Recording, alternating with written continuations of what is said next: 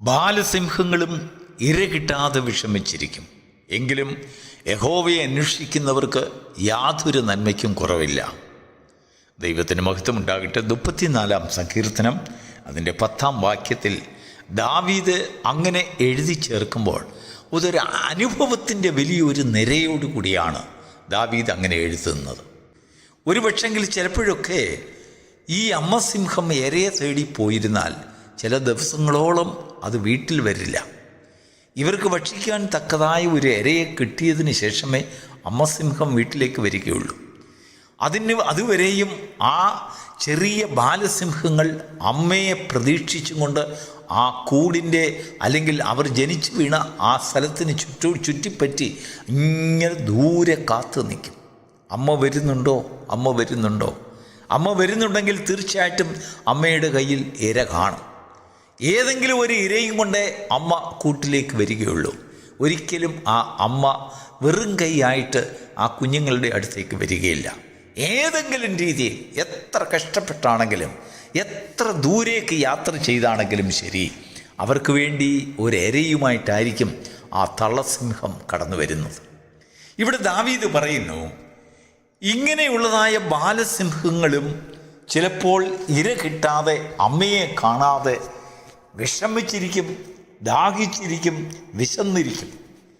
എങ്കിലും അങ്ങനെയുള്ളൊരു അനുഭവം സാധാരണ സംഭവിക്കാറില്ല. എന്നാലും അവർക്കങ്ങനെ സംഭവിച്ചാലും ശരി, ദൈവത്തെ അന്വേഷിക്കുന്ന ഒരു ബുദ്ധിമാൻ അല്ലെങ്കിൽ ഒരു ദൈവത്തെ അന്വേഷിക്കുന്ന നീതിമാനെ സംബന്ധിച്ചിടത്തോളം ഈ ബാലസിംഹത്തെക്കാളും വളരെ വിശേഷതയേറിയ ഒരു സംഭവമാണെന്ന് ദാവീദ് ഇവിടെ പറയുകയാണ്. ദൈവത്തിൻ്റെ ദൃഷ്ടിയിൽ ബാലസിംഹങ്ങളെക്കാൾ കൂടുതൽ ഒരു നീതിമാൻ കണ്ണുനീരൊഴുക്കുവാൻ പാടില്ല, അവൻ്റെ ഭവനത്തിൽ ഒരു കഷ്ടതയുണ്ടാകുവാൻ പാടില്ല എന്ന് സ്വർഗത്തിന് വലിയ നിർബന്ധമുണ്ട്. ദൈവത്തിന് മഹത്വം ഉണ്ടാകട്ടെ. അതിൻ്റെ 19-ാം വാക്യം വായിക്കുമ്പോൾ, നീതിമാൻ്റെ അനർത്ഥം അസംഖ്യമാണെങ്കിലും അതിൽ നിന്നൊക്കെയും ദൈവം അവനെ വിടുവിക്കുന്നു. അനേകം അനർത്ഥങ്ങളിൽ പോയി ആ നീതിമാന് പല ട്യൂഷൻ കിട്ടും. ഒരു ദിവസം ഇതാ അനർത്ഥങ്ങൾ ഒന്നിനു പുറകെ ഒന്നായി ഇയ്യോബിൻ്റെ മേൽ ദൈവം കടത്തിവിട്ടുകൊണ്ടിരുന്നു. എങ്കിലും ഇയ്യോബ് ക്ഷീണിച്ചില്ല. കാരണം അതിൻ്റെ അവസാനം അങ്ങനെ ആയിരിക്കത്തില്ല എന്ന് ഇയ്യോബിന് വലിയൊരു വെളിപ്പാട് കിട്ടി. ദൈവം തന്നിട്ടുള്ളതിനെയാണ് ദൈവം എടുത്തത്, ദൈവം തരാത്തതിനെ ഒന്നും ദൈവം തൊട്ടിട്ടില്ല എന്ന് ഇയ്യോബിന് മനസ്സിലായി. എന്നാൽ ദൈവം തരുന്നതിനെ ഒക്കെയും ദൈവത്തിന് എടുക്കുവാൻ സ്വാതന്ത്ര്യമുണ്ട്, അവകാശമുണ്ട് എന്ന് അവൻ മനസ്സിലാക്കിയപ്പോൾ ഇതാ അവൻ്റെ ജീവിതത്തിൽ ഒരു സമാധാനം കടന്നു വരുന്നു, ഒരു പ്രത്യാശ കടന്നു വരുന്നു. നമ്മുടെ ജീവിതത്തിലും അങ്ങനെയാണ്. നീതിമാനായിരിക്കുക, നിൻ്റെ കഷ്ടങ്ങളിൽ നിന്നൊരു വിടുതൽ ദൈവം തീർച്ചയായിട്ടും തരും. നാം മറ്റുള്ളവരെ അനർത്ഥത്തിലേക്ക് വീഴ്ത്താൻ പോകാതിരുന്നാൽ നമ്മുടെ അനർത്ഥങ്ങളിൽ നിന്ന് എപ്പോഴും ദൈവം ഒരു കാവൽ ഏർപ്പെടുത്തും. രാത്രി നമ്മൾ ഉറങ്ങുമ്പോൾ നമ്മുടെ ഭവനത്തിന് ചുറ്റും ദൈവം കാവൽ നിൽക്കും. നാം ജോലി ചെയ്യുമ്പോൾ നമ്മുടെ പ്രവർത്തനത്തിന് ചുറ്റും ദൈവം കാവൽ നിൽക്കും. നാം ഈ ലോകത്തിൽ പലരോടും പല രീതിയിലും ഇടപെടുമ്പോൾ നമ്മളിൽ നിന്ന് അനർത്ഥങ്ങൾ സംഭവിക്കാതിരിക്കേണ്ടതിന് ദൈവം നമുക്ക് വേണ്ടി കാവൽ നിൽക്കും. ദൈവത്തിന് മഹത്വമുണ്ടാകട്ടെ. നമ്മുടെ ഭവനത്തിന്, നമ്മുടെ കുഞ്ഞുങ്ങൾക്ക്, നമുക്ക് വേണ്ടതിനൊക്കെയും ദൈവം കാവൽ നിൽക്കുമ്പോൾ അതിൽ വലിയ ഭാഗ്യം ലോകത്തിൽ വേറെ ഒന്നുമില്ല. പ്രിയപ്പെട്ട ദൈവമക്കളെ, ഈ പ്രഭാതത്തിൽ ദൈവത്തിൻ്റെ ആത്മാവ് നമ്മോട് സംസാരിക്കുന്നത് നോക്കൂ. ബാലസിംഹങ്ങൾ ഒരു സിംഹത്തിൻ്റെ കുഞ്ഞിന് എങ്ങനെ ഇര തേടിക്കൊടുക്കണമെന്ന് ആ തള്ളസിംഹത്തിന് നല്ലതുപോലെ അറിയാം. എങ്കിലും അത് പിഴച്ചു പോയിരുന്നാലും ശരി, അവരുടെ ഉന്നം ഫലിക്കാതെ പോയിരുന്നാലും ശരി, ദൈവത്തിൻ്റെ ഉന്നം ഫലിക്കാതെ വരികയില്ല. അത് നിന്നെ കാക്കും, അത് നിന്നെ സൂക്ഷിക്കും.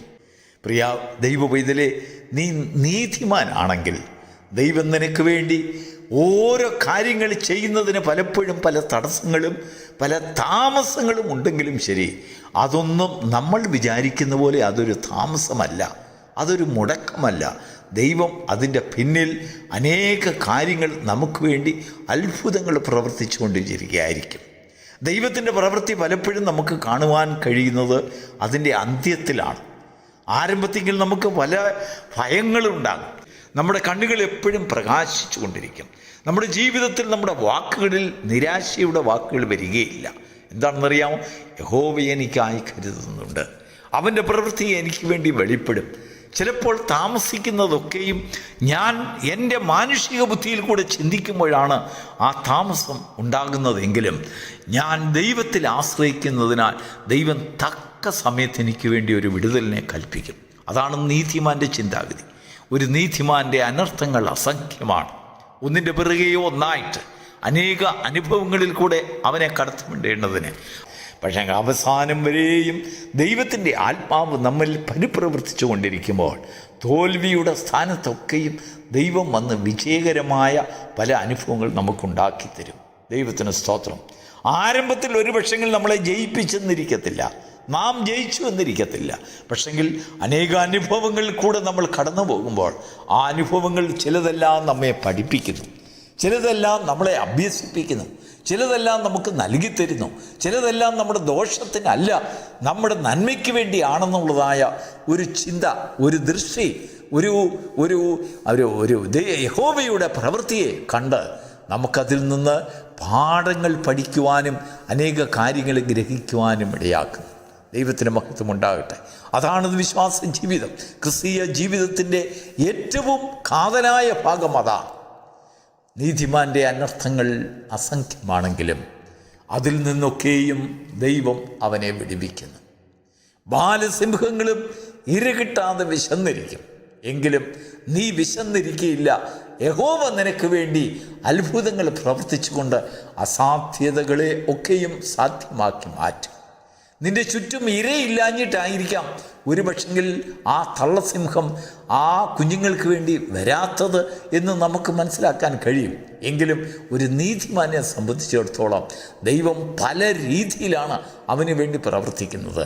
ചിലർക്ക് വേണ്ടി ആലോചനയായി, ചിലർക്ക് സൗഖ്യമായി, ചിലർക്ക് വിടുതലായി, ചിലർക്ക് രോഗത്തിൻ്റെ അവസ്ഥയായും ദൈവം അവരോടുകൂടെ ഇരുന്ന് ദൈവം അവർക്ക് മതിയായവനാണെന്ന് അവരെ തെളിയിച്ച് കാണിച്ചു കൊണ്ടിരിക്കും. ദൈവത്തിന് മഹത്വം ഉണ്ടാകട്ടെ.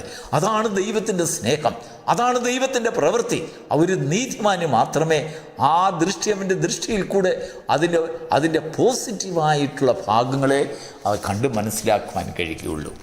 ഈ പ്രഭാതത്തിൽ ദൈവത്തിൻ്റെ ആത്മാവ് നമുക്ക് തന്നതായ വചനം, ബാലസിംഹങ്ങളും ഇരകിട്ടാതെ വിശന്നിരിക്കും. അത്രയ്ക്ക് ബുദ്ധിയും ശക്തിയും കഴിവുമുള്ള മൃഗങ്ങൾ പോലും തൻ്റെ കുഞ്ഞുങ്ങൾക്ക് വേണ്ടി ഭക്ഷണം കൊടുക്കുവാൻ അവർ തോൽവിയടഞ്ഞെന്നിരിക്കും, അവർ ഉദ്ദേശിക്കുന്നിടത്ത് കിട്ടിയില്ലെന്നിരിക്കും. പക്ഷെങ്കിൽ ദൈവം പറയുന്നു, ഞാൻ നിന്നോടുകൂടെ ഉണ്ടെങ്കിൽ നീ പോകുന്നിടത്തൊക്കെയും നിനക്ക് വേണ്ടി കാര്യങ്ങൾ സാധിപ്പിച്ചു തരുവാൻ എനിക്ക് കഴിയും എന്ന് ദൈവത്തിൻ്റെ ആത്മാവ് പറയുകയാണ്. ആ ദൈവത്തിൻ്റെ മുഖത്തെ ഈ പ്രഭാതത്തിൽ ദർശിക്കുവാൻ നമുക്ക് ഭാഗ്യമുണ്ടാകട്ടെ. ദൈവത്തിൻ്റെ ആത്മാവ് വീണ്ടും പറയുന്നു, ബാലസിംഹങ്ങളും ഇരകിട്ടാതെ വിശന്നിരിക്കും. ദൈവത്തിൻ്റെ മഹത്വം ഉണ്ടാകട്ടെ. ഒരു നീതിമാൻ്റെ അനർത്ഥങ്ങൾ അസംഖ്യമാണ്. ആ അസംഖ്യമായ അനർത്ഥങ്ങൾ കണ്ട്, പരിശോധനയുടെ പുറകെ ഒന്നായി കൂടിക്കൂടി വരുന്ന അനർത്ഥങ്ങൾ കണ്ട് ഭയപ്പെടേണ്ട ദൈവ പൈതലെ, ദൈവം നിന്നെ അതിൽ നിന്നൊക്കെയും വിടിവിപ്പാൻ ശക്തനെന്ന് ഒരു സന്ദേശം ആ പരീക്ഷകളുടെ പിന്നിൽ കാണും. ആ എൻ്റെ നാമത്തിൽ പരീക്ഷകളെ സഹിച്ചവരെ എന്നുള്ളതായ ഒരു വിളി അതിൻ്റെ ഒടുവിൽ നിനക്ക് ദർശിക്കുവാൻ കഴിയും, അത് ശ്രവിക്കുവാൻ കഴിയും. അതിൻ്റെ അർത്ഥം നിൻ്റെ നീതിയെ ദൈവം മുദ്രയിട്ടു എന്നാണ്. എന്നാൽ പല അനർത്ഥങ്ങളിലും നമുക്ക് നിലനിൽക്കാൻ കഴിയുകയില്ല എങ്കിൽ അങ്ങനെ ഒരു ശബ്ദം നമ്മുടെ മനസ്സിൽ മന്ത്രിക്കുകയില്ല, നമ്മുടെ ചെവികളിൽ മന്ത്രിക്കുകയില്ല. എന്നാൽ ദാവീദിനെ പോലെ ഒരു നീതിമാൻ ദൈവത്തിൻ്റെ പ്രവൃത്തിക്ക് വേണ്ടി കാത്തിരിക്കുന്നവനുണ്ടെങ്കിൽ അവൻ പറയും, നീതിമാൻ്റെ അനർത്ഥങ്ങൾ, അവൻ്റെ വീഴ്ചകൾ, അവൻ്റെ താഴ്ചകൾ, അവൻ്റെ ആവശ്യങ്ങൾ പലതാണെങ്കിലും അതിൽ നിന്നൊക്കെയും ദൈവം അവനെ വിടുവിക്കുന്നു. അതിനവകാശിയായി നമ്മെ തീർക്കുവാൻ ദൈവത്തിൻ്റെ ആത്മാവ് ഈ പ്രഭാതത്തിൽ ആ വചനത്തിൽ കൂടെ നമ്മോട് സംസാരിക്കുന്നു. അനർത്ഥങ്ങൾ അനവധി നിനക്ക് വന്നിരുന്നാലും ശരി, ഞാൻ നിന്നോടുകൂടി ഇരുന്ന് നിന്നെ വഴി നടത്തും. God bless you.